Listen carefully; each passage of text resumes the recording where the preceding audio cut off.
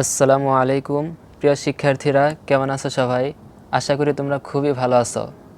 আজকে আমরা এই চ্যানেলে নতুন একটি সিরিজ ভিডিও আপলোড করব, যেখানে তোমাদের ম্যাথমেটিক্স 3 এই বইটির প্রথম অধ্যায় থেকে শেষ অধ্যায় পর্যন্ত ধাপে ধাপে প্রত্যেকটা অধ্যায় ভিডিও আসবে ইনশাআল্লাহ।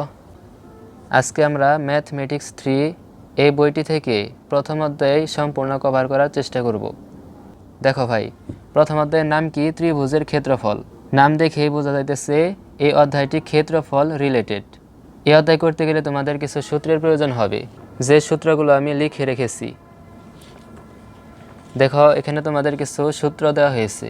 এই সূত্রটি তোমরা কমেন্ট বক্সে লিংক পেয়ে যাবা, সেখান থেকে ডাউনলোড করতে পারবে। এখানে দেখো, প্রথম সূত্রটি কি? সমবাহু ত্রিভুজের ক্ষেত্রফল সমান কি √3/4 ইন্টু এ স্কোয়ার। এখানে এ কি?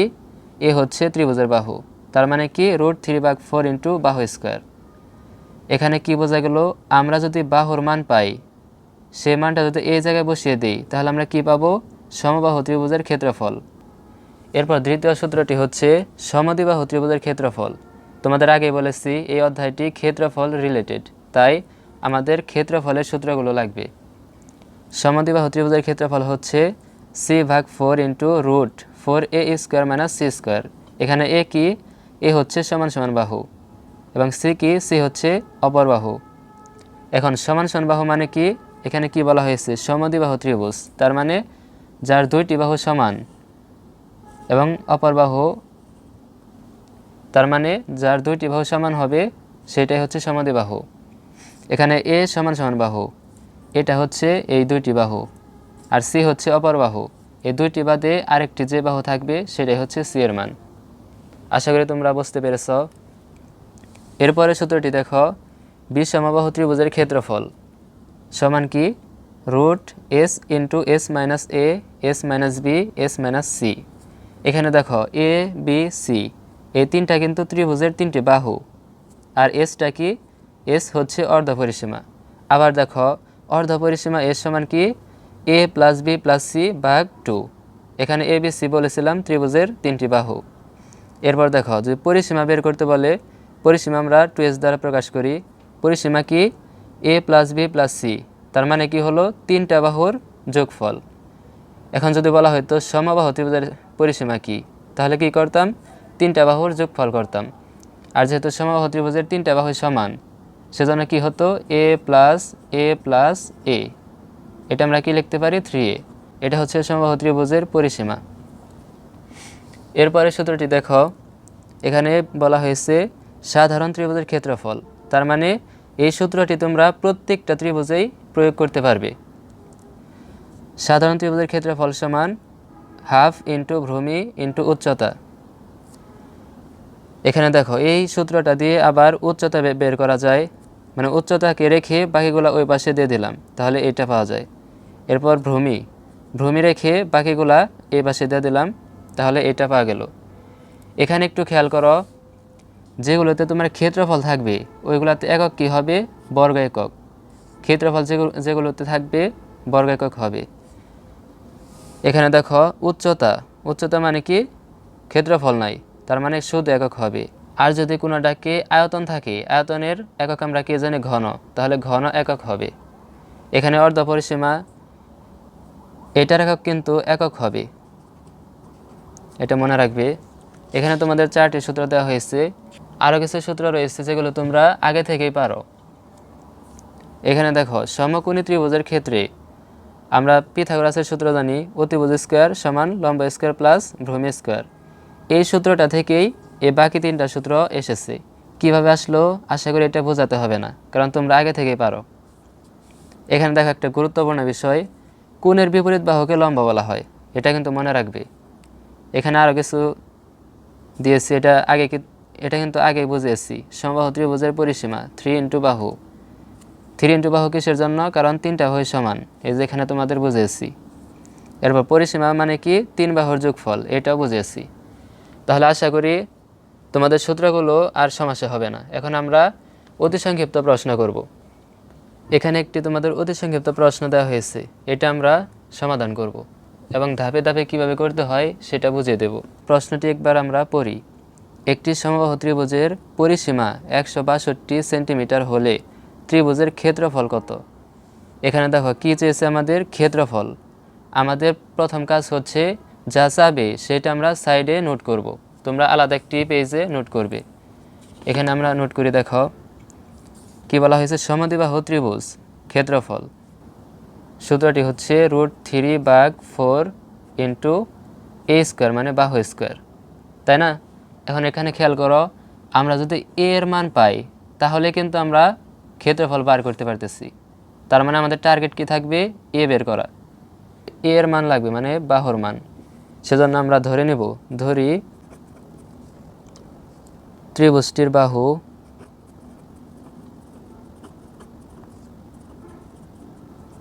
সমান এ।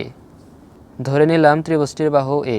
এখন আমাদের কাজ হচ্ছে পরিসীমা এত দেওয়া আছে এটা লেখা। তাহলে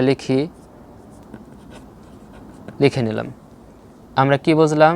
আমাদের প্রথম ধাপ কি? ডাকে যা বের করতে বলবে সেটার সূত্র আমরা সাইটে নোট করব। এরপর দেখব ওই সূত্রের মধ্যে কোন কোন মান নেই আর কোনটা মান আছে। এখানে দেখো আননোন মান কোনটা? এ মানে কি? বাহু। তাহলে বাহুর মান নেই। তাহলে আমরা কি করব?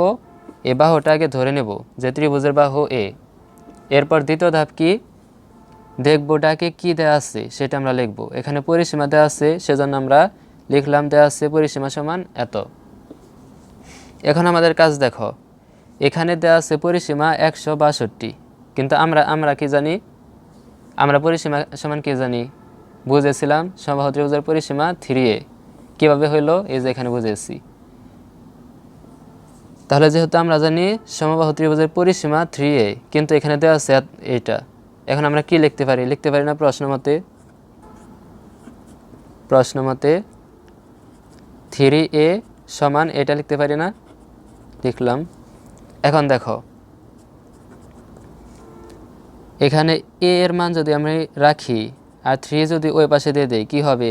এ পাশে গুণের আছে, ওই পাশে গেলে ভাগের হবে। 162/3। এখন আমরা কি করব? ক্যালকুলেশন করব। এটা যদি ক্যালকুলেশন করা হয় তাহলে আমরা কি পাই? এর মান পাই 54। দেখো ভাই, আমাদের লাগছিল কি? এর মান। এখানে আমরা কি পাইছি? এর মান পাইছি। তাহলে আমরা কি ক্ষেত্রফল পেয়ে গেলাম। তাহলে লিখি অতএব ত্রিভুজটির ক্ষেত্রফল সমান, সূত্রটা আগে লিখব, √3/4 ইন্টু বাহু স্কোয়ার। এখন আমাদের কাজ √3/4 ইন্টু বাহুর মান বসিয়ে দেওয়া। বাহুর মান কত পেয়েছি? 54। উপরে কি আছে? স্কোয়ার দিলাম। এইটা যদি আমরা ক্যালকুলেশন করি ক্যালকুলেটরে বসিয়ে, তাহলে আমাদের মান আসে 1262.67 মানে 67। আর এটার একক আমরা কি বলেছিলাম? বর্গ একক। এখানে একক কি আছে? সেন্টিমিটার। তাহলে বর্গ সেন্টিমিটার হবে। আশা করি অঙ্কটি তোমরা ভালোভাবে বুঝতে পেরেছ। এরপরেও আমি আরেকবার সামারি করে দেই, তাহলে খুব ভালোভাবে বুঝতে পারবে।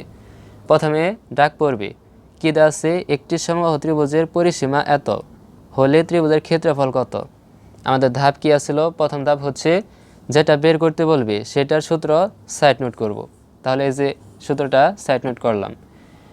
এরপর আমাদের দেখার বিষয় এই সূত্রটিতে কোনটার মান লাগবে। আমাদের এ এর মান লাগবে না, তাহলে এটা আমরা টার্গেট রাখবো এটা বের করার জন্য। তাহলে আমরা ধরে নিলাম যে ত্রিভুজটির বাহু এ। দ্বিতীয় ধাপ কি? যেটা দেয়া থাকবে সেটা লিখব।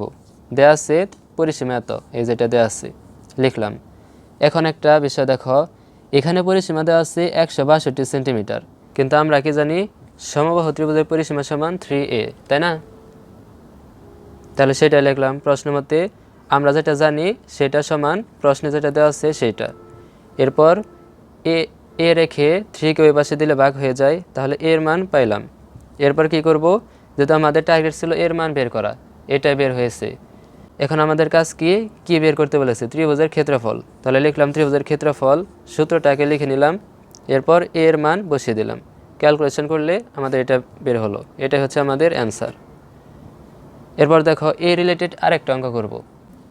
এটা কিন্তু আগের অঙ্কের মতোই সেম একদম। এখানে কি বলা হয়েছে, এক্স পরিসীমা বিশিষ্ট একটি সমবাহু ত্রিভুজের ক্ষেত্রফল কত। এটা সমবাহু ত্রিভুজ, আর কি বের করতে বলেছে, ক্ষেত্রফল। আমাদের প্রথম কাজ কি ছিল, যা বের করতে বলবে ওইটার সূত্র, এই যে আমরা সূত্র লিখলাম, এটা কি সমবাহু ত্রিভুজের ক্ষেত্রফলের সূত্র। এরপর আমাদের দেখার বিষয় এই সূত্রে কোনটার মান লাগবে, এর মান লাগবে, তাহলে আমাদের টার্গেট কি থাকবে, এর মান বের করা। এখন আমরা কি করব, ধরে নিব, প্রথমে ধরে নিলাম। এরপর আমাদের দ্বিতীয় ধাপ কি দেয়া আছে, এখানে কি দেয়া আছে, পরিসীমা, তাই না, এক্স পরিসীমা, তাহলে সেটা লিখব, দেয়া আছে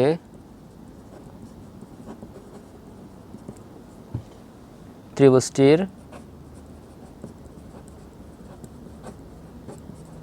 পরিসীমা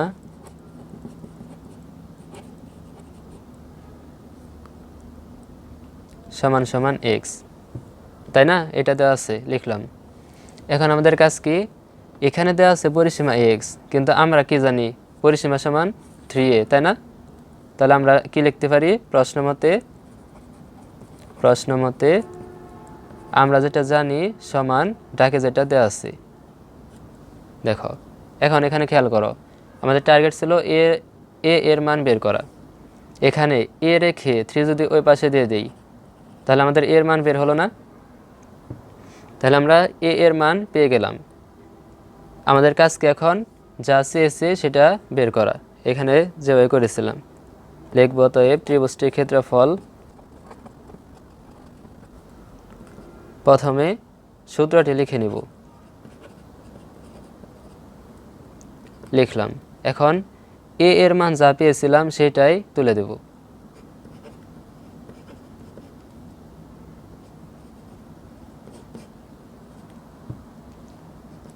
লিখলাম। এখানে যদি আরেকটু ক্যালকুলেশন করি,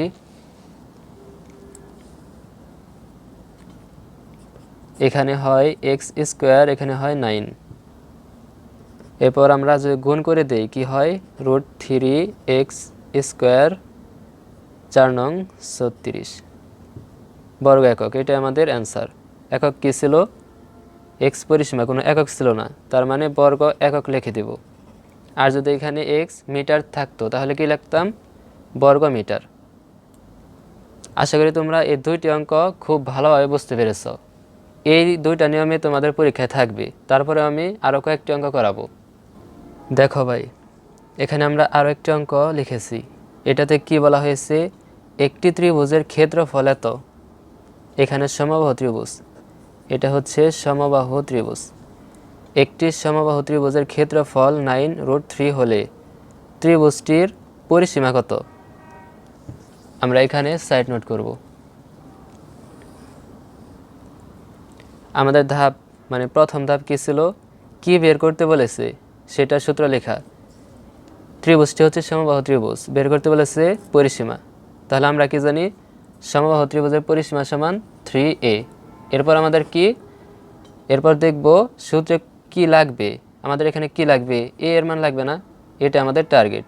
তাহলে আমরা কি ধরে নেব, এটা কি বাহু না, 3 গুণ বাহু, তাহলে আমরা ধরে নেব ত্রিভুজটির বাহু এ, ধরে নিলাম। এরপরের ধাপ কি, এরপরের ধাপ হচ্ছে ডাকে যেটা মান দেয়া থাকবে সেটা লেখা। আমাদের কি দেওয়া আছে, সমবাহু ত্রিভুজের ক্ষেত্রফল দেওয়া আছে, তা লিখি, দেওয়া আছে ত্রিভুজটির ক্ষেত্রফল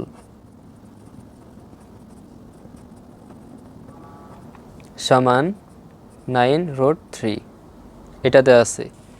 এখন একটু খেয়াল করো, আমাদের দেওয়া আছে ত্রিভুজটির ক্ষেত্রফল এটা, কিন্তু আমরা তো জানি ত্রিভুজের ক্ষেত্রফল কি, আমরা জানি ত্রিভুজের ক্ষেত্রফল √3/4 × a স্কোয়ার, তাই না। তাহলে আমরা কি লিখতে পারি, প্রশ্ন মতে লিখতে পারি, লিখলাম প্রশ্ন মতে আমরা যেটা জানি সেটা সমান ডাকে যেটা দেওয়া আছে সেটা লিখলাম। এখন আমাদের কাজ কি হবে, টার্গেট কি ছিল, এর মান বের করা।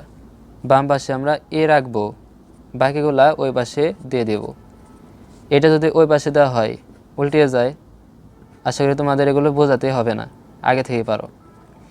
এখানে আমরা √3 কেটে দিতে পারি। এরপর লেখা যায় 4 নং 36। এখানে আমাদের এ স্কোয়ারের মান পাওয়া গেল, কিন্তু আমাদের লাগবে কি শুধু এ এর মান। এখানে যদি আমরা রুট করে দিই, দেখো ভাই, এখানে যদি আমরা রুট করে দিই তাহলে আমরা কি পাবো? বাম পাশে পাবো এ পাশে 36কে রুট করলে কত হয়? 6। এখানে খেয়াল করো কোনো একক দেওয়া নাই, তার মানে এর মান শুধু একক হবে। এর মান আমরা 6 পেলাম, তাই না? এখানে একটু খেয়াল করো, আমাদের টার্গেট কী ছিল? এর মান বের করা। তাহলে আমরা এর মান পাইছি, এখন যদি এটা এর মান বসাই দেই তাহলে আমরা পরিসীমা পাবো না, সেটা লিখি। অতএব পরিসীমা সূত্রটা আগে লিখব, এরপর মানটা বসিয়ে দেব। কি পেলাম? 3 6 18 একক। এটাই আমাদের অ্যান্সার ভাই। আশা করি বুঝতে পেরেছ। তোমরা দেখবে তোমাদের বইতে এ রিলেটেড অনেকগুলো অঙ্ক আছে, তোমাদের কি করবে? এই মানগুলো শুধু চেঞ্জ করে দেবে, আর বাকি কিন্তু সব একই থাকবে। তাহলে এ রিলেটেড যত অঙ্ক আছে তোমরা প্র্যাকটিস করবে, আশা করি সবগুলো করতে পারবে তোমরা। এখন আমরা আরও একটি অঙ্ক দেখব। আমরা বাকি 3টা ম্যাথ করলাম, সবগুলো কিন্তু সমবাহু ত্রিভুজ ছিল। এখন আমরা সমকোণী ত্রিভুজের ম্যাথ করব। এটাও সেম নিয়মে। তোমাদের একটা কথা বলা হয়নি, এই অধ্যায় থেকে প্রত্যেক পরীক্ষাতে 13 মার্ক সবসময় কমন থাকেই। একটা রচনা থাকে, একটা সংক্ষিপ্ত থাকে এবং একটা অতি সংক্ষিপ্ত থাকে। তাই খুব ভালোভাবে মনোযোগ সহকারে দেখবে। এই ম্যাথটা এখন আমরা সমাধান করব। কি বলা হয়েছে? একটি সমকোণী ত্রিভুজের ভূমি এত মিটার মানে 8 মিটার এবং অতিভুজ 10 মিটার হলে ক্ষেত্রফল কত? আমাদের প্রথম ধাপ কি?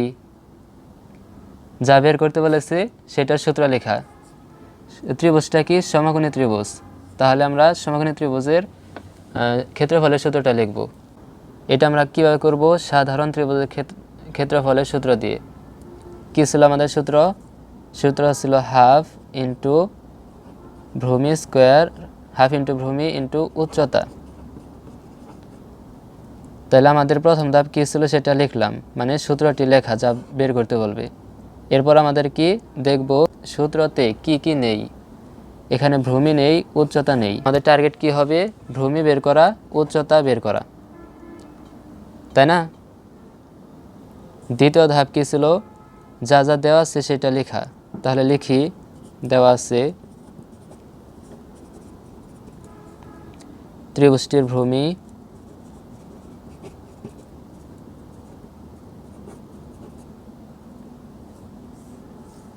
সাইডে আমরা চিত্রটা আঁকিয়ে নেই। এটা হচ্ছে সমকোণী ত্রিভুজের চিত্র। ভূমি কত মিটার? 8 মিটার। এবং আর কি দেওয়া আছে? অতিভুজ।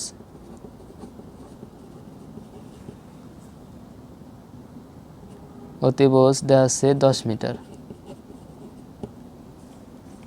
এই ত্রিভুজটা আমরা কিন্তু অঙ্ক করার সময় এটা লিখে দিব, আঁকে দেব।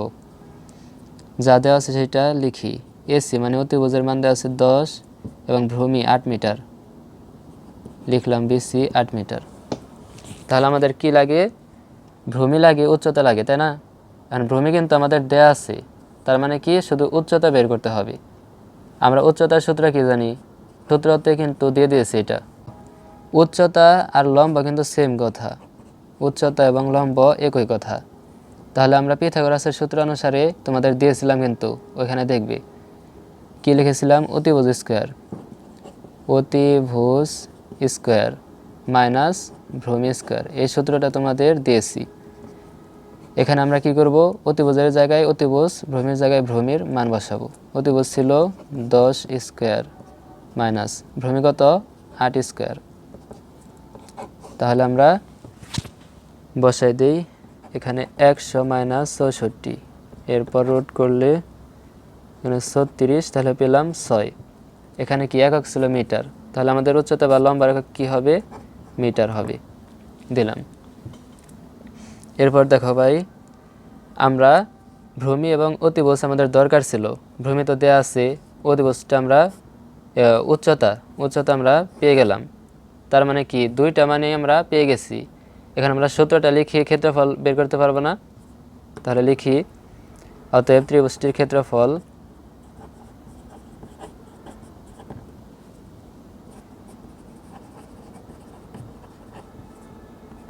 সমান হাফ ইন্টু ভূমি ইন্টু উচ্চতা।